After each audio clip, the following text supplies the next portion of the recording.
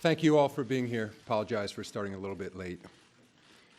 Shortly after the release of an audio recording this past Saturday morning of a conversation that allegedly included Clippers owner Donald Sterling, the NBA commenced an investigation, which among other things included an interview of Mr. Sterling.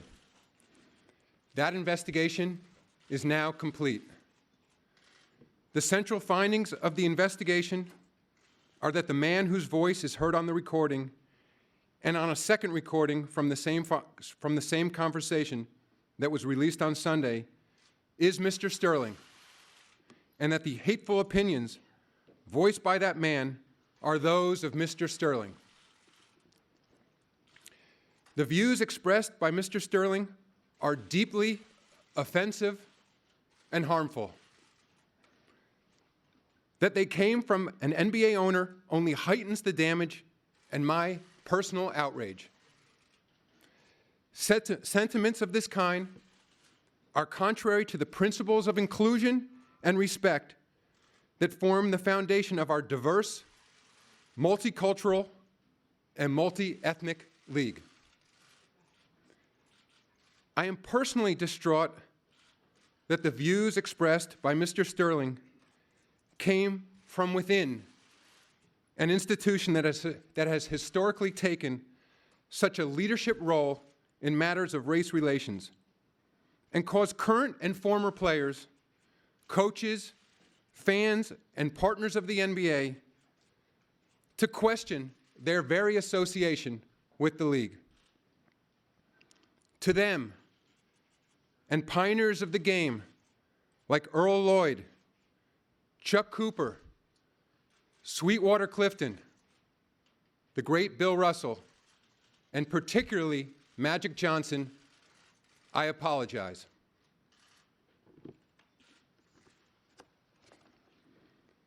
Accordingly, effective immediately, I am banning Mr. Sterling for life from any association with the Clippers organization or the NBA. Mr. Sterling may not attend any NBA games or practices.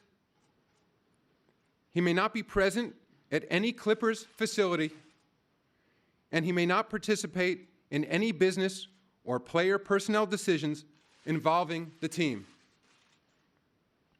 He will also be barred from attending NBA Board of Governors meetings or participating in any other league activity. I am also fining Mr. Sterling $2.5 million, the maximum amount allowed under the NBA Constitution. These funds will be donated to organizations dedicated to anti-discrimination and tolerance efforts that will be jointly selected by the NBA and its Players Association. As for Mr. Sterling's ownership interest in the Clippers, I will urge the Board of Governors to exercise its authority to force a sale of the team, and will do everything in my power to ensure that that happens. This has been a painful moment for all members of the NBA family. I appreciate the support and understanding of our players during this process, and I am particularly grateful for the leadership shown by Coach Doc Rivers, Union President Chris Paul, and Mayor Kevin Johnson of Sacramento, who has been acting as the players' representative in this matter. We stand together in condemning Mr. Sterling's views. They simply have no place in the NBA. Thank you, and I'll take any questions.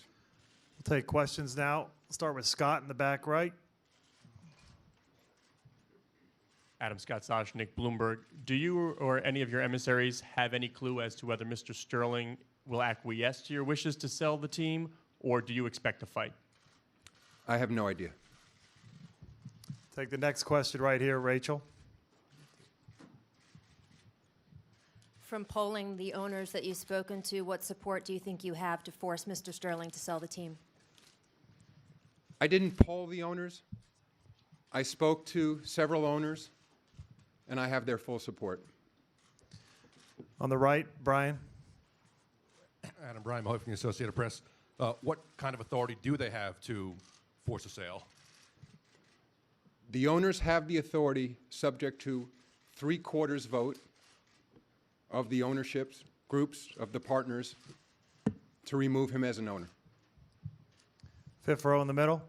Hi, I'm Lisa Guerrero with Inside Edition. The word you used specifically was outrage. You said that you were personally outraged. Yet many people believe that they are outraged that for years people have known that this man is a racist slumlord and the NBA hasn't done anything until today.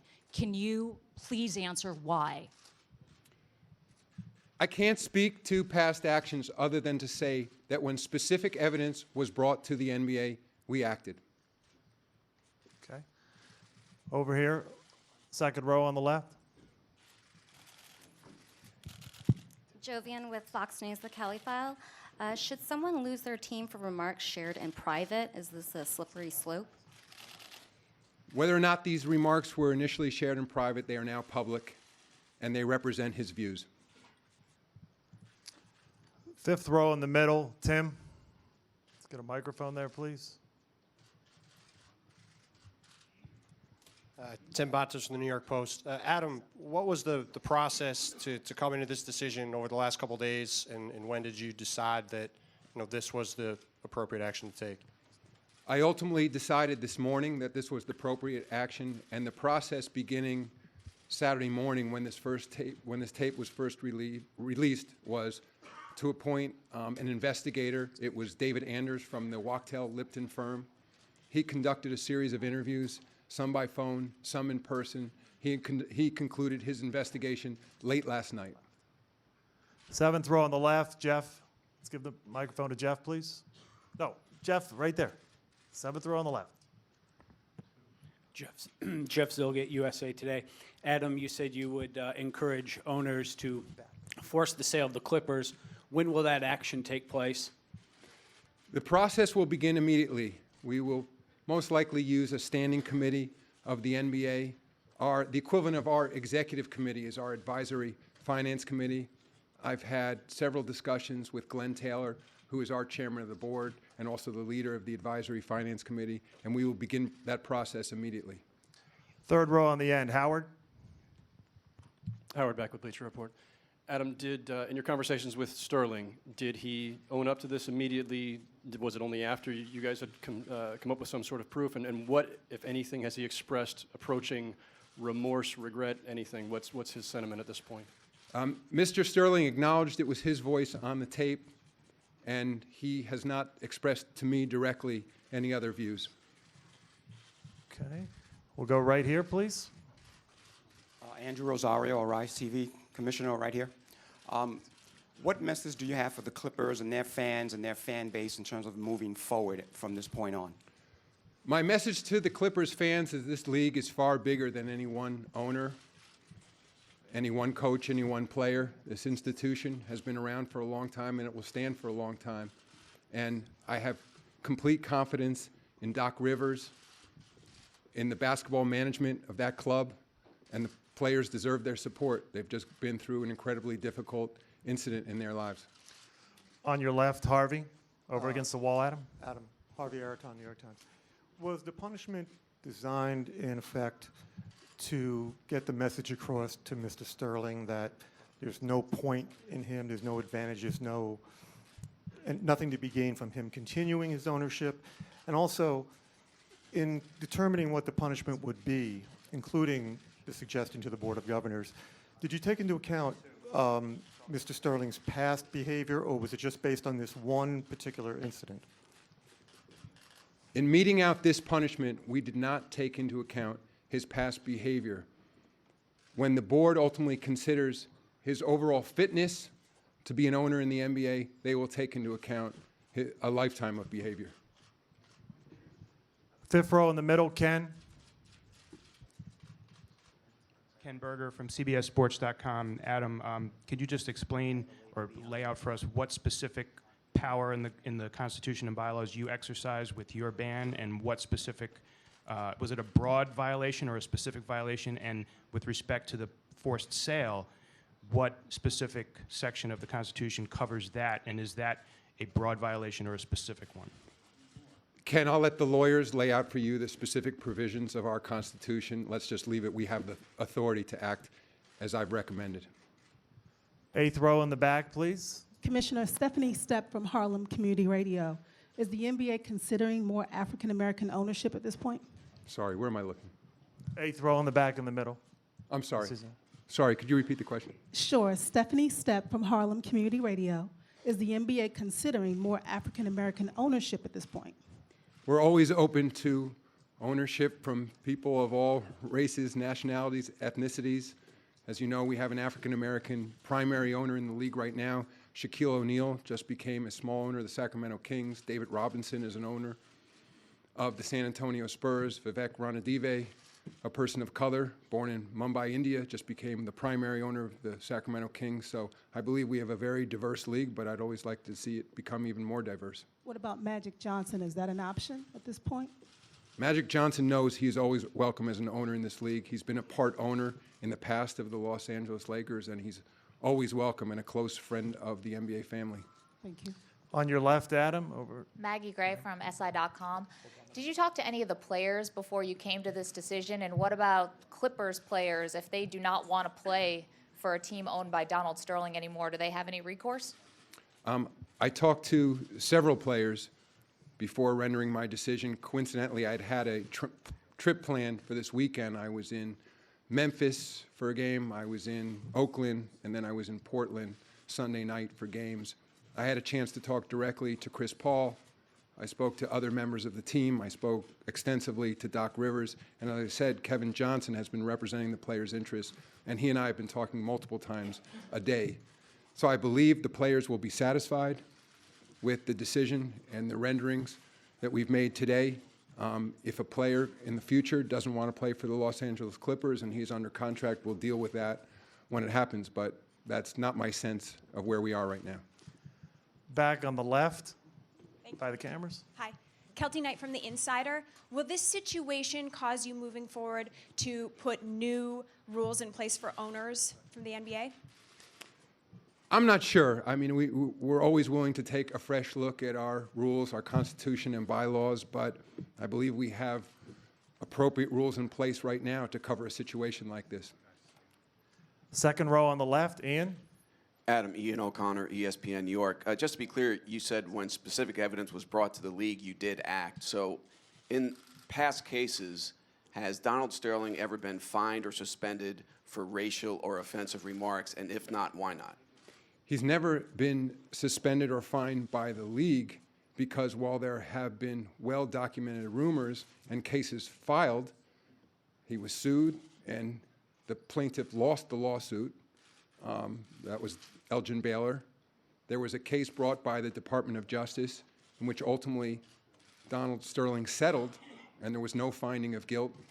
And those are the only cases that have been brought to our attention. And when those two litigations were brought, they were followed closely by the league office.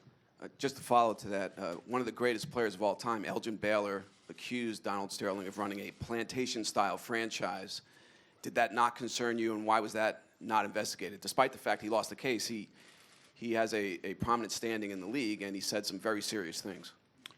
It concerned us greatly. We followed the litigation closely, and ultimately, Elgin Baylor did not prevail in that litigation. Second row, right on the right side here, Adam. Commissioner Silver, Brandon Robinson of the Source magazine. Obviously, CarMax and State Farm withdrew their sponsorship with the LA Clippers. As you as the commissioner of the NBA, what would you tell other people who are maybe on the fence or people who have withdrawn to want to, in the future, invest in one of your franchises of the LA Clippers? I would say that those marketing partners of the Clippers and partners of the entire NBA should judge us by our response to this incident. And I think we've responded appropriately, and I would be hopeful that they would return into their business relationships with the Clippers. On the left, on the front, against the wall over there. Great. Jason, Left. Yeah, thank you. Jason Carroll with CNN. I'm wondering if you've spoken to Mr. Sterling about this ban or any of his representatives, and if so, what has Mr. Sterling's reaction been to the punishment? I did not speak directly to his representatives about this ban. They were informed shortly before this press conference. I did not hear precisely what their reaction was. Okay. Robert Silverman from the Daily Beast. Have there been any decisions about whether the immediate members of Mr. Sterling's family, including Rochelle and his, will be allowed to remain in an ownership or managerial position in the league as well? No, there have been no decisions about other members of the Sterling family. And I should say that this ruling applies specifically to Donald Sterling and Donald Sterling's conduct only. 6th row on the right. Commissioner Mike McCarthy from Ad Age. As you mentioned, over a dozen sponsors have dropped the Clippers. What has been the financial impact on this franchise and on the league from this scandal? You know, Mike, I don't know. This has all happened in 3 days. And so I'm hopeful that there will be no long-term damage to the league and to the Clippers organization. But as I said earlier, I'm outraged, so I certainly understand other people's outrage. And they'll take some time. This will take some time, and appropriate healing will be necessary. I can understand precisely why, you know, whether they be people, you know, who've affiliated with the NBA or the Clippers for a long time, or those corporate partners. I can understand how upset they are, and I'll do my best to bring them back into the NBA family. Adam, In the middle, 6th row. I'm Sean Gregory from Time.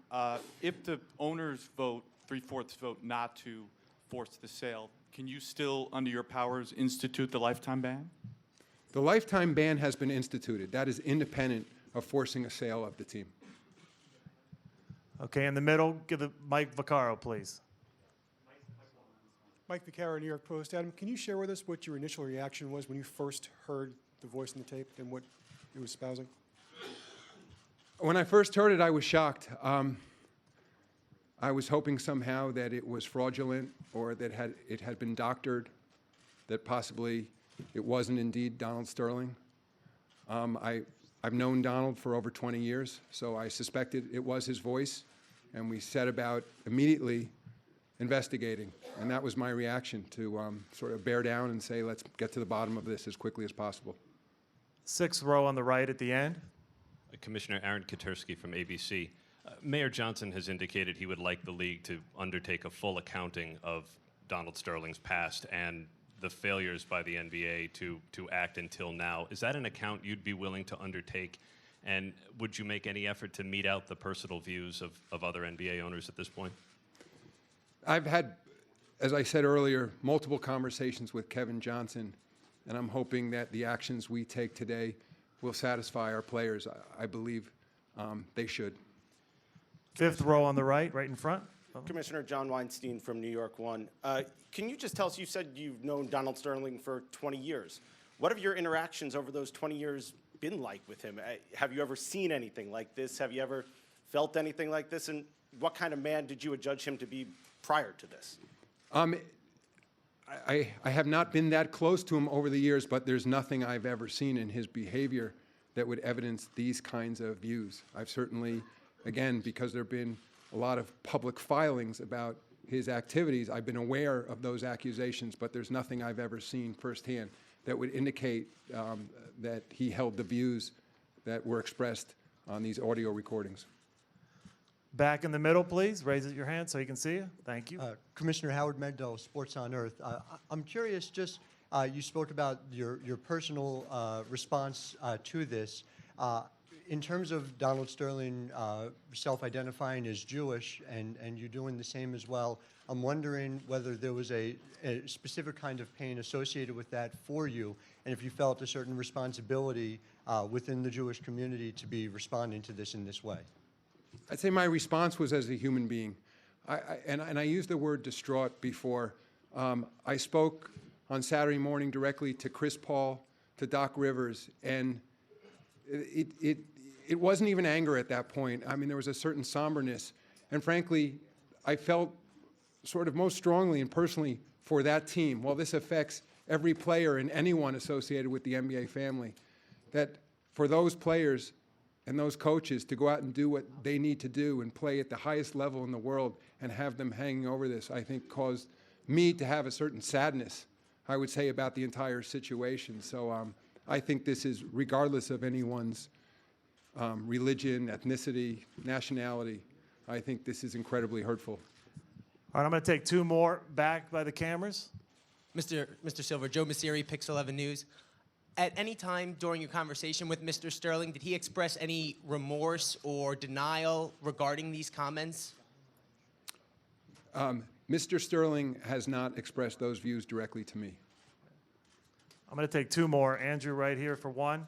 Commissioner Andrew Rosario, Rise TV again. It's been suggested that the the Clipper players, be granted free agency at the end of this year as a result of this issue. Is that something that can be considered? That is not something we're considering. Final question in the back in the middle. Please Commissioner raise your hand. Jason Page, NBC Sports Radio. If you don't get the three-quarter vote that you need, is it possible that Donald Sterling could still be an absentee owner profiting from this team, even though he's banned physically from doing anything with it? I fully expect to get the support I need from the other NBA owners to remove him. Thank you, Adam. Transcripts will be available later this afternoon. We will email them out. If you have not given us your email address, please do that with our people, and we'll be sure to get it out to you. Thank you very much.